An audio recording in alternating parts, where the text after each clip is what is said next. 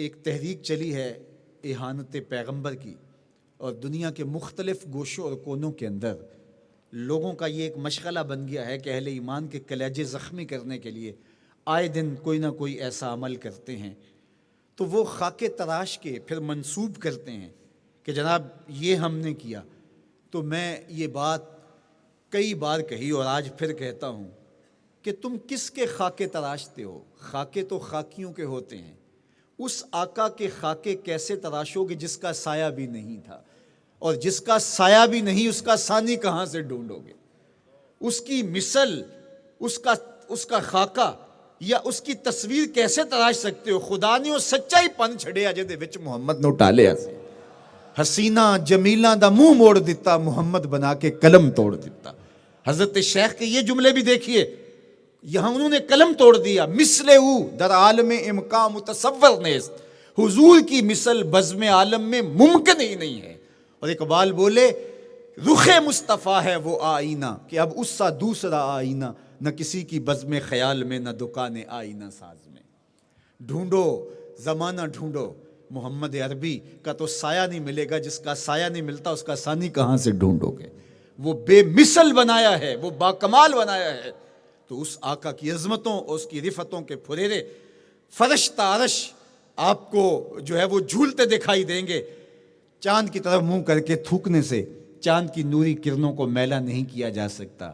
یہ خاکے بنا کر کے سمجھتے ہیں کہ ہم ذات رسالت مآب کی عظمت کو گھٹا سکتے ہیں، یا مسلمانوں کو دکھ دے کر کے ان کا تعلق اور ربط باطن آقا و مولا سے توڑ سکتے ہیں۔ یہ تمہاری بھول ہے۔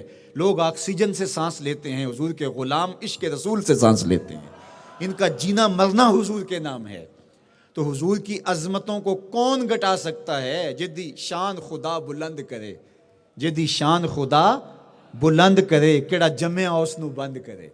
اس شان دا حافظ آپ خدا، پڑھو لا الہ الا اللہ۔ ان عظمتوں کا ذمہ اس نے اپنے ذمہ کرم پہ لیا۔ ورفعنا لک ذکرک، یہ فرمان میرے رب کا ہے نا، تو جب رب نے کہا ہے کہ میں ذکر اونچا کروں گا تو کون اس ذکر کو نیچا کر سکتا ہے؟ جو ہمارے کام کرنے کے تھے وہ تو ہم کر نہیں سکے۔ جب سے میں نے ہوش سنبھالی ہے اور جب سے آپ نے ہوش سنبھالی، آپ دیکھ رہے ہوں گے ہر اچھی قدر پامال ہو رہی ہے۔ آج اقدار عالیہ فنا پذیر ہو رہی ہے۔ تقوی، نیکی، طہارت، وہ کام جو ہمارے ذمے تھے، ہم نے جو کرنے تھے، آج وہ ہم نہیں کر پائے۔ آج کہاں سے لڑک کے ہم کہاں تک پہنچ گئے، اخلاقیات کا جنازہ نکل گیا۔ آج زندگی دیکھ لیجئے، زندگی کا حسن گہنا گیا۔ ہر شے، ہر اچھی قدر، ہر کمال زوال کی طرف لڑک گیا۔ جب سے ہم نے ہوش سنبھالی ہے، ہم نے دیکھا کہ ہر چیز اوپر سے نیچے آئی ہے، لیکن ایک چیز کا ہم نے مشاہدہ کیا ہے، ذکر رسول اوپر گیا ہے، حضور کی شانیں بلند ہی ہوئی ہیں۔ کیوں؟ اس لیے کہ ان اقدار کو محفوظ رکھنا، ان اچھی عادات کو باقی رکھنا، یہ ہمارے ذمے تھا، ہم نہیں کر پائے۔ محبوب کے ذکر کو اونچا رکھنا رب نے اپنے ذمے لیا تھا، یہ ہمارے ذمے چھوڑا ہی نہیں تھا۔ اس لیے ہر چیز فنا پذیر ہو جائے گی، لیکن ذکر رسول کبھی بھی فنا نہیں ہوگا۔ جب پوری کائنات مٹ جائے گی، ختم ہو جائے گی، میرے محبوب کے نام کے پھریرے اس وقت بھی لہرا رہے ہوں گے۔ آج بھی کائنات کے جس کونے اور گوشے میں دیکھو، حضور کے نام کا ہی چراغاں ہے۔ اللہ اکبر، فرش پہ تازہ چھیڑ چھاڑ، عرش پہ تحفہ دھوم دھام، کان جدھر لگائیے تیری ہی داستان ہے۔ گھر گھر چراغاں انہی کے نام کا ہے، ہر لب پہ نعتیں انہی کی ہیں، انہی کے تذکار کی مہک سے ماحول میں عطر پھیلا ہوا ہے، خوشبوئیں ان کے ذکر کی ہی ہیں، ان کا نام ہی دلوں کو تسکین دیتا ہے اور قرار باطن کا ذریعہ ہے۔ آئیے میں اور آپ اپنی ساری زندگی حضور کے نام لگا دیں۔ جس نبی کا نام اتنا سونا ہے، اس نبی کا پیغام کتنا سونا ہوگا، اور پھر ہم اس پیغام کو اپنی روحوں میں اتار کر کے اپنی زندگیوں کے سارے اندھیرے مٹا سکتے ہیں۔ تو حضور علیہ السلام کے اعضائے بدنیہ کا جمال اور حسن یہ ترتیب سے انشاءاللہ بیان ہوتا رہے گا۔ کل دوبارہ پھر آپ سے ملاقات ہوگی۔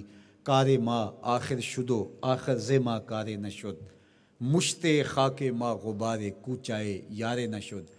زیب النساء نے کہا تھا کہ میرا کام تمام ہو گیا لیکن کام پھر بھی نہیں ہو سکا، ساری زندگی بھی یہ کام کرتی رہوں لیکن کام پھر بھی نہیں ہو سکتا، اس لیے کہ ان کی عظمتیں ہی اتنی اونچی ہیں یہ مشت خاک کام آ جائے کہ مشت خاک ان کی راہوں میں بکھر جائے، یہی اس کی سعادت مندی ہے۔ باقی حق ادا ہو تو یہ ممکن ہی نہیں ہے، یہ ہو ہی نہیں سکتا کہ ان کی عظمتوں کا حق ادا ہو۔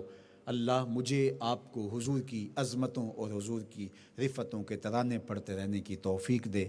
وآخر دعوانا ان الحمد للہ رب العالمین۔